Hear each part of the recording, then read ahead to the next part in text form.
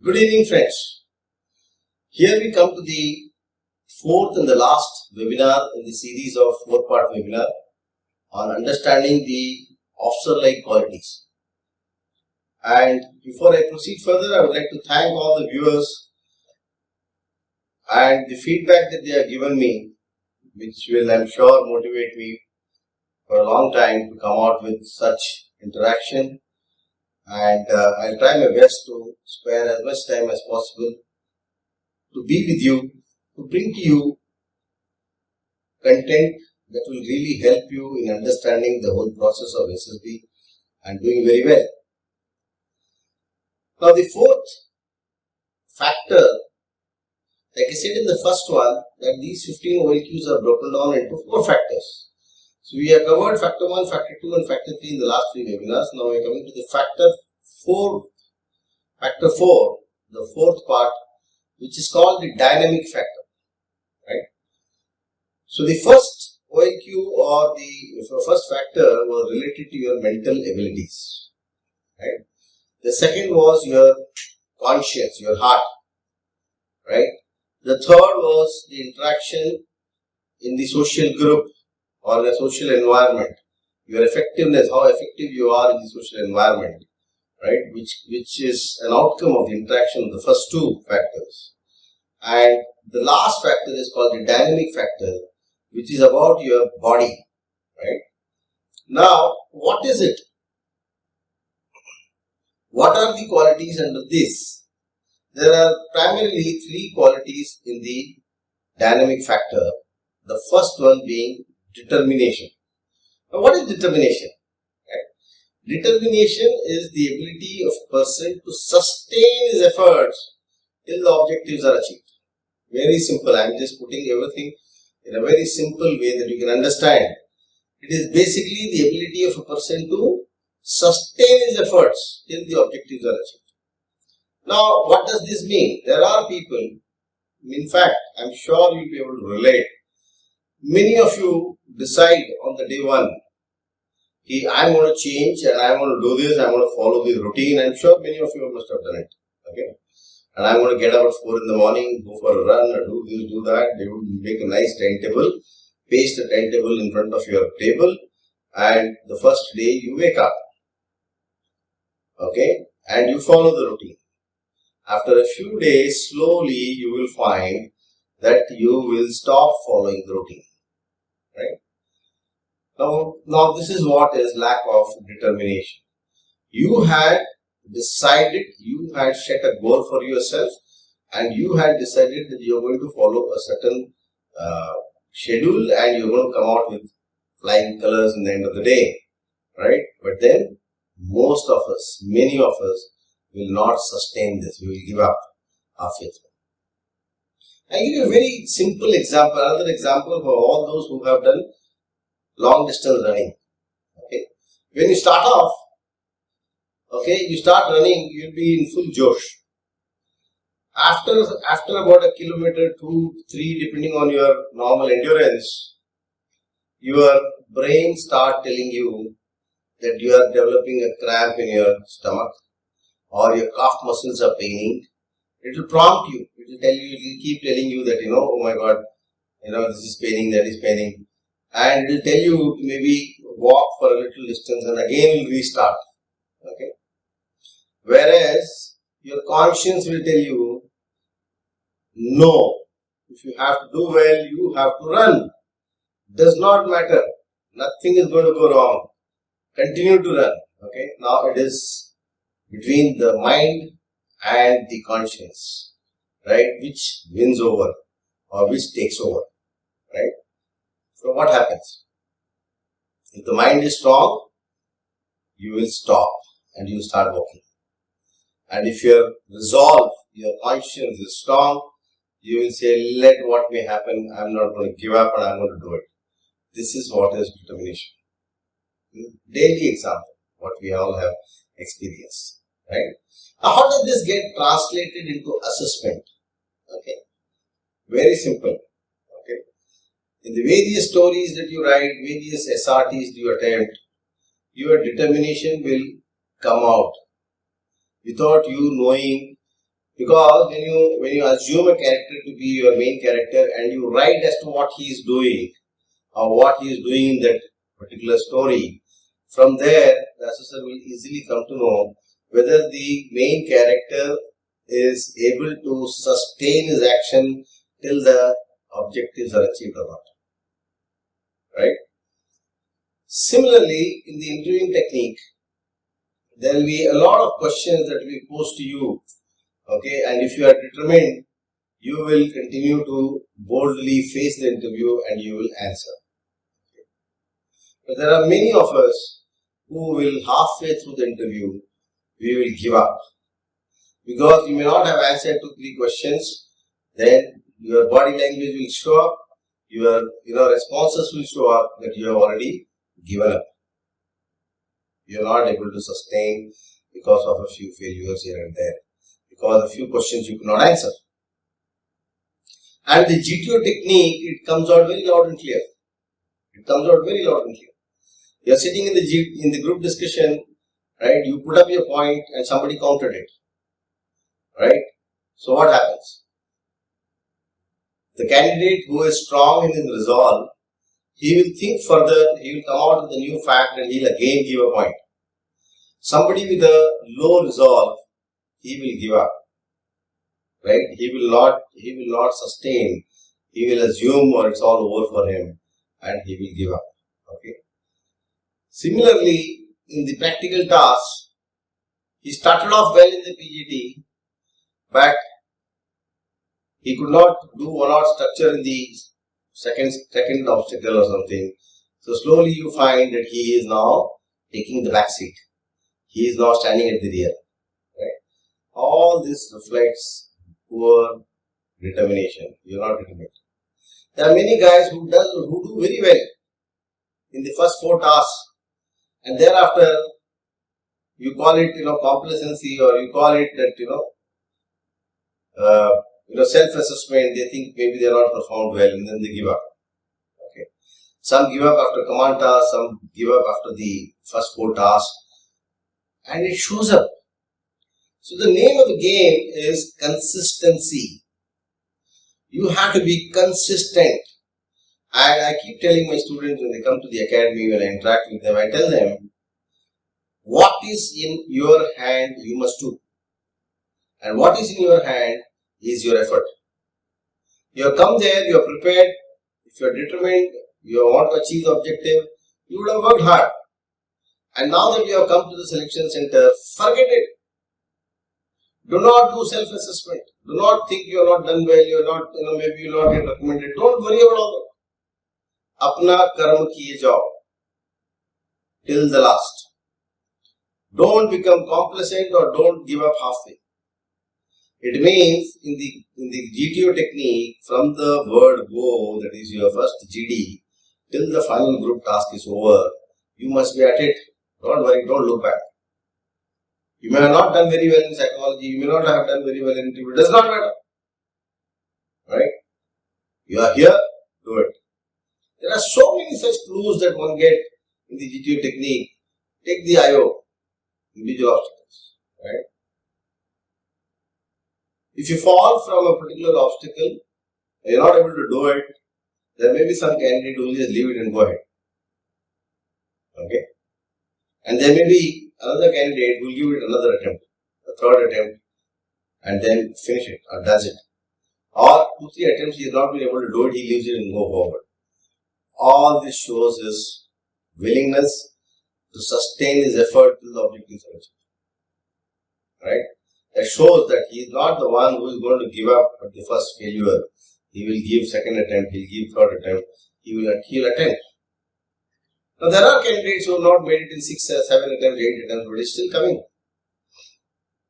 And if the assessors find that this guy has not made it in 6, 7 attempts and now he is doing it fairly okay.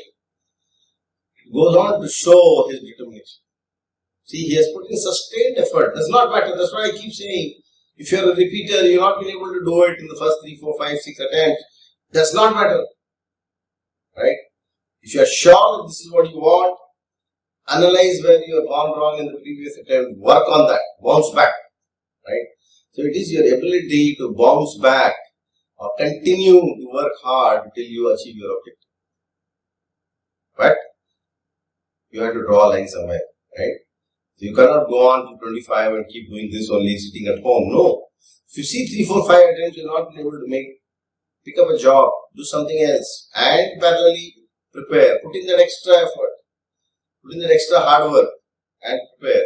And, I'm sure if you work systematically, if you have insight about your performance, what went wrong the previous time, and you are able to analyze, I'm sure you'll get through, right?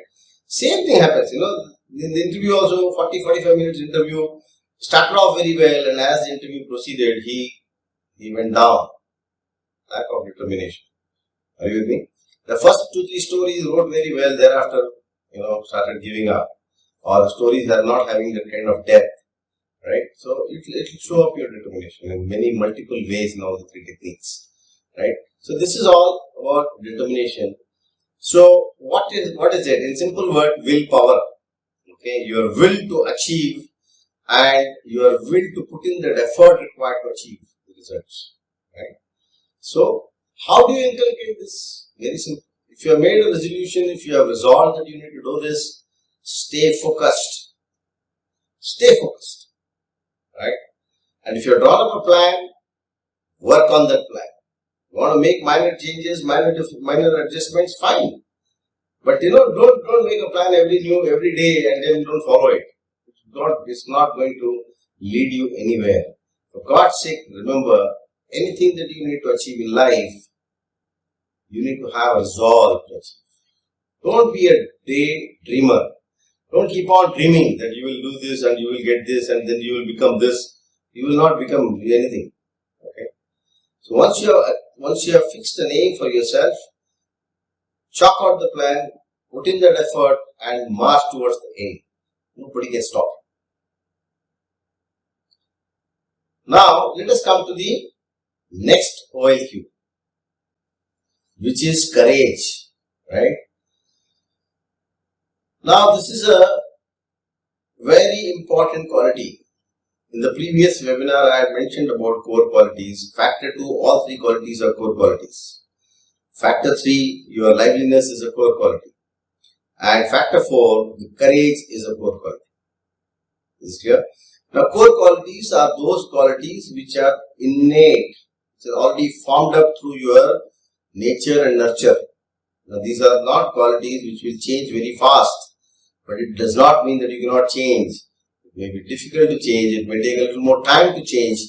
But all qualities are trainable. This is what I believe. Right? Now what is courage? Courage does not mean climb up a 5th floor of the building and jump from there. That is being reckless. That is being foolhardy. Right? Courage is the ability of a person to take calculated risk. Right? Now the word calculated is very, very important. Recently, somebody had asked me a question on this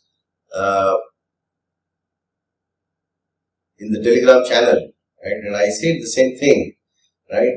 Courage is about taking calculated risk and taking purposive risk, right? Somebody sitting on the bike and flying away at 150 kilometers per hour just because the roads are empty and the road is fine. Now that is not courage. That is recklessness. Because there is no purpose unless he has to reach for some purpose very, very urgently and is doing it. If he's just doing it for fun, then he is being foolhardy. That is not what is courage. There has to be a purpose to take that risk. And that risk should be calculated. You should know exactly what if this action goes wrong, what is the penalty, and what if you don't initiate this action, what's going to be the penalty. Are you with me? So, you need to have a purpose and you need to calculate the penalty if you do this or if you don't do this. And then you take action. And that is what is courage. See, life, there will be a lot of risky situations that one will encounter. Okay. So if there is a purpose, you need to take a risk. Why not? Now let us see how this gets assessed in the various techniques. Right? Now what happens in the psychological test? When you attempt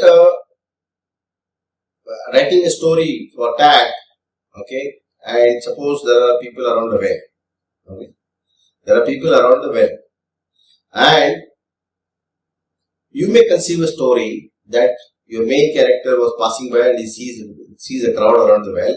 He goes and inquires, and he was told that there is a small animal which has fallen into the well and that needs to be rescued. Okay. And if you are going to construct the story further like this, that you go pick up a rope, tie the rope around your waist, tie the other end of the rope to the tree, and then go down to pick up that animal. Perhaps, this risk is uncalculated and it is not purposive. If it is a small animal, a cat or a pup, right, there are much better ways of doing it. There are much better ways of bringing that animal out without taking such a huge risk. Right? So you need to associate. You could have tied a basket, okay, and then put the basket down and now submerge the basket, take it around the pup and then lift the basket, the pup will be inside, and then pull the basket up and the pup will be out. You should not take risk of yourself where the purpose is very simple and you know that you can handle the purpose better. Similarly, if somebody constructs a story and he says that there was a leopard that has fallen into it, and if the solution is same, that you are going to tie a rope around your waist and go down, you will only be called an ass. You cannot do that. The risk is phenomenal, okay? And what are you doing? You are going down in front of the leopard. I am sure you may be thinking that, nobody will do this. Let me tell you, I have seen hundreds of stories being written like this. Now, I wonder where are they getting these ideas from. There is no application of mind. They think they are reflecting courage.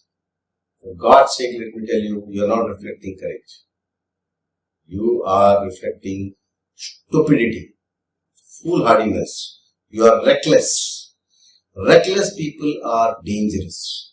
Similarly, in your SRT, there will be SRTs where you will have to show courage. Your responses should be like that. And I'll give you a very simple example. Okay. And this happened. This is a live example where two situations are posed in front of a candidate in the conference. Synthetic situations like SRT. Right? And the first situation that was posed in front of the candidate was that he's on a patrol, he's armed, and he suddenly finds a terrorist appearing from behind a tree who is also armed. How will you respond to this? And he says he will snatch the gun from him, and he's carrying AK-47. He snatch his AK-47 and shoot him. Is it possible? Or is it the kind of courage that you should be showing? Is this courage? It is uncalculated risk you are taking. And by the way, you are also armed. Right? So, how do you respond like this? Another same candidate was asked another question. Okay? You are coming back after a night show through an isolated place and you see that two guys are molesting a girl. And the girl is crying for help. What will you do? He says, I will run to the nearest police station and inform the police. Now you see the dichotomy, right? In the first place, the other guy is having AK-47 and you will snatch that AK-47 and shoot him when you are yourself armed. Okay? All it requires for the other guy is to press the trigger and I don't know how many bullets will be pumped into you and you will be nowhere. And here, there are only two guys molesting a girl and he will run to the nearest police station when it was told that you are passing through a isolated place. Here he could have shown his courage. calculated risk. You are there, you are a defense aspirant, confident, courageous, and there are only two guys. Okay, just pick up whatever you get around, bloody ram them. But no, here is the inconsistency, and this is how you project yourself. This is how you respond. This is all basically because of synthetic solutions that you keep reading in the internet and all kind of books and all kind of preachings. Apply yourself. You don't need anybody to guide you this. You don't need anybody. Right? So apply your common sense before you react. Obviously the candidate was conferenced out and then he told me this and I reacted the way I had to him. Right? It's being stupid. Okay. So courage is taking purposive and calculated risk. Taking risk where there is a purpose and the risk should be calculated. If you are reckless, mind you will harm your men. You will take a reckless decision and you will end up killing your entire unit. And that is something which is unpardonable. Right? Now, how does this get translated into interview? Right? Please understand, interview technique cannot assess your courage. Practically, obviously, it is not. Okay, so for this particular quality, normally you will find the interviewing officer putting up some synthetic situations in front of you and asking you to respond the way it was done during the conference for this boy. Right? So similarly, so you have to apply yourself and then answer properly. And when it comes to GTO, this is one technique where you cannot escape. Okay, courage is very easily seen in this particular technique. You start observing your courage right from the word go, and we will be able to see it very, very well. If not so much in the GD, in GP, when you write solutions for various situations, somewhere your courage will get reflected. Then you come to progressive group task. Okay, you may have to walk on a plank on a slightly higher elevation, and whether you get scared, you don't want to walk on it, all that will get recorded. Come to GR where you have to climb the wall, you have to jump across, you have to walk on a beam. So how you perform there? Are you the shaky kind? Are you lacking in courage? Do you seek help, and only when there are two people holding your hand on both sides you are able to walk on the beam? We will know. Okay, we will be able to make out in the group task itself, and in the confirmatory series, we will be able to see that in your individual obstacles. Right? There are guys. Now, how do we identify reckless guys? Okay, there are high-rise structures. Like for example, the commando walk. Okay, and a lot of people ask me in AFPA when they're there on the field and doing the IOs, they ask me this question. So, can we jump off from the top after crossing the bridge? Is it necessary that we have to use the ladder and come down? Can we not jump off from there? Now, my question to them is, what is the purpose? Why should you jump? And what is the risk you are taking? How long will you take to climb down a few steps, and once you come down maybe halfway, when you know that now there is no risk or very, very less risk, jump off from there. Why do you have to jump from the top? Absolutely no reason to do that. Okay, but people do that. People do that. In the Tigers League, they will just jump off with one hand touching the rope and fall down. Right? There's a certain height. When you jump, what is the harm in holding the rope with both the hands and coming down? That's what you have been demonstrated. That's what you have been told. What kind of bravado are you trying to show by just touching the rope and jumping off from there? And then, what if you twist your ankle? Finished? You're done? For God's sake, don't try to prove your courage by doing such extraordinary things when there is no purpose. There are guys who do this in the double ditch. They come running, they just touch the rope and then jump off to the next platform. They slip and go and fall into the second ditch. Why do you have to do that? And in the bargain, they'll come back running to the GTO and show their, bruised knees or, shin. What are you trying to do? Not required. Just do what has been told. Take all safety precautions, achieve your objective. Courage is not about being reckless. When you have this kind of an attitude of taking unwanted risks without a purpose and risk without any thought, you will do the same thing on the field. You should fire a bullet only when it is required. And only after a certain calculation, if you do that, what happens on the other side, what is going to be the casualty on your side, and all those things you have to take into account. Otherwise, you will definitely end up killing your men and you may harm yourself. Alright? I hope I have been able to explain these three things, this particular OLQ and give you enough examples of three techniques, how it gets assessed. So now how to inculcate this? Now why is this called a poor quality?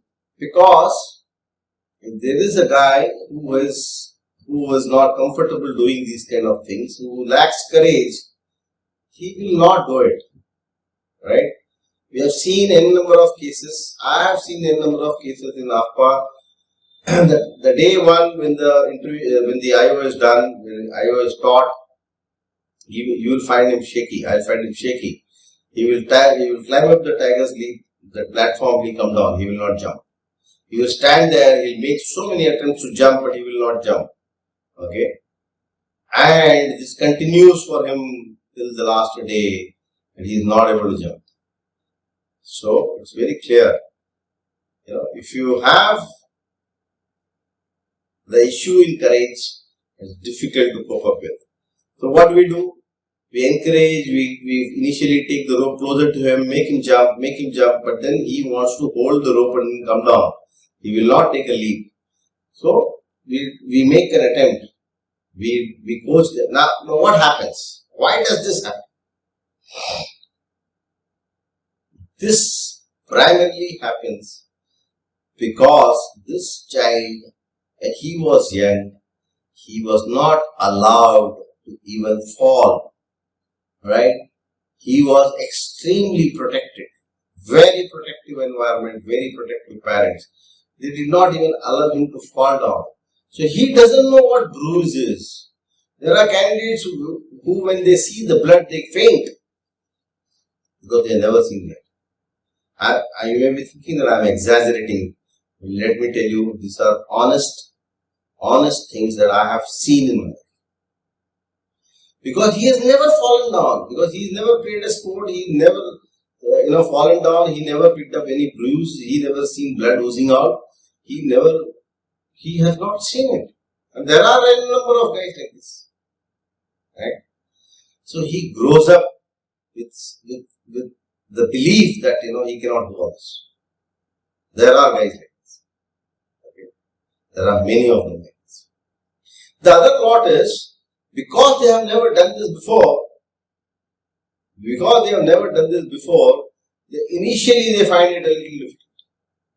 The moment they do it once, twice, they become very comfortable, confident, and then they come back and tell me, sir, I have been able to do 11 obstacles by the end of the 14 days. Excellent. You see, there are both varieties.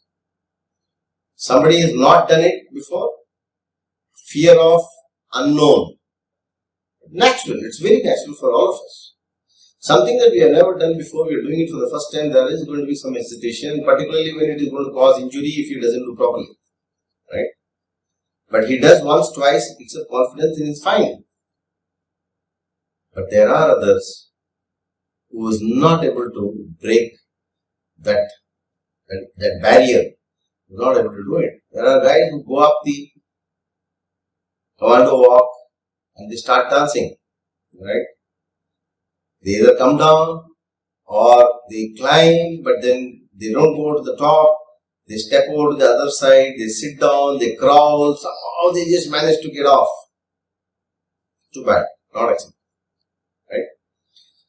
While you may get coached, let me tell you, you may get coached for the other two techniques I take or the interview, and you may go and write anything or you may speak anything.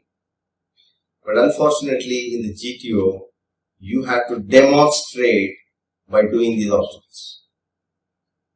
So definitely one of the qualities that we see we confirm in the IO is courage, and that's why there are some obstacles which are high rise. Burma Bridge, a lot of people avoid that. Commando walk, a lot of people avoid that. A lot of people avoid the double ditch. They know they cannot jump, but a lot of them, they pull a fast one. They will just avoid that, they finish all of them, they start repeating. As if trying to project that, he has done all of them and he is repeating. Okay, there have been times when I was the GTO there, I used to call this guy when he finishes, when the next guy starts, I used to call him. I said, have you missed any obstacle? He says, no sir, I have done all and I have repeated too. Then I point a finger and say, have you done that? And then he pretends that, oh my God, sorry sir, I did not see that and I missed it somehow.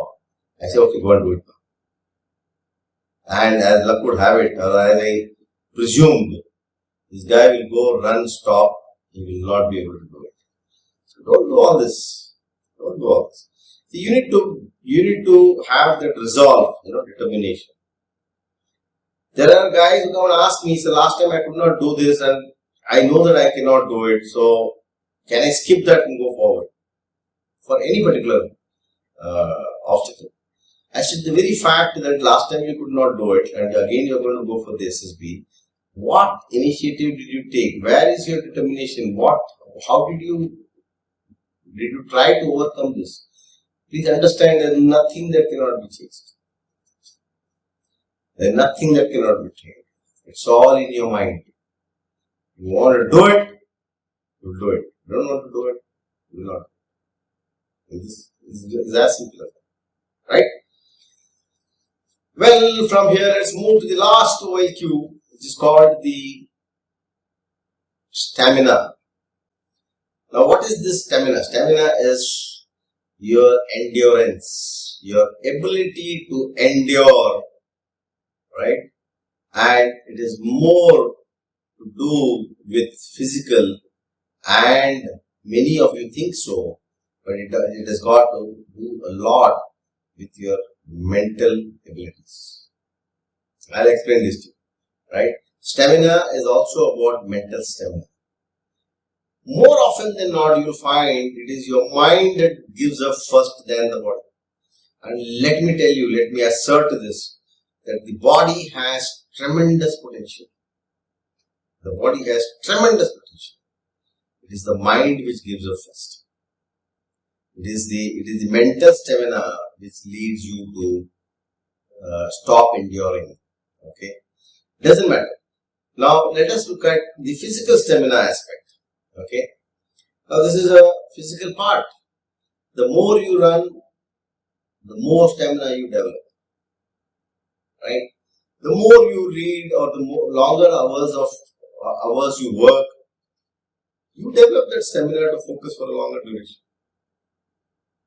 Okay, and this we consider as a highly trainable quality, right? It is not difficult to train a person in physical stamina. Okay, it may be a little difficult to train a person in mental stamina, but as your physical stamina grows, your mental stamina also grows, right? It is only in the beginning when you don't know what your body is capable of. When you have not reached that extreme or you have not tested your extreme, your mind doesn't know what your capacity is. For example, when in the academy, when you have to run 22 kilometers, half marathon in the camp, and when you're running it for the first time, you have no option. You bloody well run because there's somebody coming behind you and will kick you if you don't run. So you run. Now what happens? Your mind gets a reference or a datum, a benchmark, and your mind believes that 22 kilometers is possible because you've already done it. Right? So next time when you have to do 22 kilometers, you say, yeah, no problem. I'll be able to do it. Right? So every time you set up, you achieve a target, you achieve a milestone, that is the reference you are giving to the mind to believe that yes, this is capable, this is possible. I mean, I've done it before, so I can do it. Right? So mental stamina and physical stamina are very closely related. Okay. So, with training, as you go along, you will develop physical stamina. And since it is very highly trainable, we know within 6 months we can make a Rambo out of him in the academy. Right? So that's why we don't really bother so much about your physical stamina at the time of assessment. Let me tell you this very candidly. There are n number of candidates. Very frequently I keep getting this question from candidates. There are many candidates who just do about 6-7 obstacles of the IO and they pass. And there are several candidates, particularly the young ones, studied in say science school, military school, or any such, coming from any such environment. They will go on to do maybe 15 obstacles, 5 repeated. Okay, still fail. Right? So stamina is not going to be the cause for your failure unless you are really hopelessly bad. You can't do more than 2-3 obstacles. Right? That's very rare. 6-7, any person of your age should be able to do. And that's good enough, because I know as long as he has proved the other aspects to me, as far as his physical toning, his conditioning, his stamina is concerned, we'll be able to give him that kind of training in the academy. And with that training, the mind, the mental stamina aspect, the mind also gets the reference, and he will know what he can do. I'll give you a very simple example. And I was in the academy way back. Okay, there was a graduate, the Coast Guard course. There was a candidate who was a graduate, was a Sardar. And you'll be surprised to know, a 6 foot tall, hefty Sardar. Okay. And we all used to wonder, how can the Coast Guard select such a heavy guy? Okay, he's so heavy. And every week there is a cross country run. First week, second week, he used to come in the ambulance. And he's part of a particular squadron, and we guys become senior in the first 3 months of their training in the academy. We are seniors, and thereafter they become senior to us. Okay, that's how this academy runs. And then we start counseling him, kicking him, shouting at him, and you'll be surprised to know when in their term, when there was a final cross country run, I have literally seen this Sardar, after climbing a very steep hill from the main gate of the academy till the finish point, he ran as if something is after him, after his life, and his pagdi going all over. He couldn't care less. He sprinted from the main gate, reached the finish point about 2 kilometers inside the academy, and collapsed. Right? That is the kind of alignment the mind and the body achieves with every benchmark that you cross, every time you endure yourself. Right? So that's very easy to achieve. And he became very lean, fit, not very lean, but he reduced a lot of kgs in the academy in the span of 6 months. And it was a revelation to all of us that, though he was so heavy when he came in, he did so well in the end. So physical stamina is nothing to worry about. But since you are a defense aspirant, the entering officer is definitely looking at you from that perspective. And if you are obese, overweight, 90 plus kgs, short, and you're sitting there like a fat duck, obviously he's going to question, he's going to ask, it reflects so many things about you. Your sense of responsibility, your initiative, it will question your stamina. Obviously, if you're a defense aspirant, then you must keep yourself fit, trim, right? So, all this is very, very important. You come out in the psychological test. Yes, from the way you write your stories, the way you write your SRTs, your stamina will come out. And similarly, in the interview, the kind of questions that will be asked you, your stamina will come out. In G2, I have explained to you how easily the stamina can be seen. GOR, your IO, physical stamina can be seen, and all is very, very easy, right? But mostly that cannot be the only reason for failure. If the guy has enough willpower, the guy has enough resilience and other qualities being intact, nobody is going to really fail you for being for lacking in physical stamina. That can be grown, right? Guys, with this I wind up this 15 OLQs divided into 4 factors, and with this all the 15 OLQs are completed. Now what? Now you'll be wondering what am I going to say? Now it's all over. No. There is a 16th OLQ. You will not find them documented anywhere. You will not find anybody talking about it. Right? But let me tell you, we are all looking for the 16th undocumented OLQ. And that is your urge and motivation to join the services. Why do you want to join the services? What is your urge? What motivates you to join the services? Is a very important thing that we are very, very closely watching or wanting to know. Right? If you are a guy who just came there to have fun and you are having fun with friends and doing some activities, going back, cannot impress us. Okay?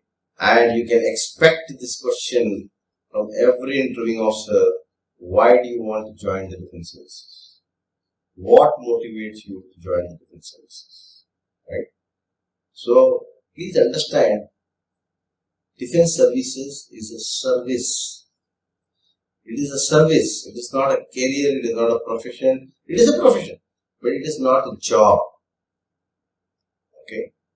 It is a service to your motherland, service to your nation, service to your countrymen.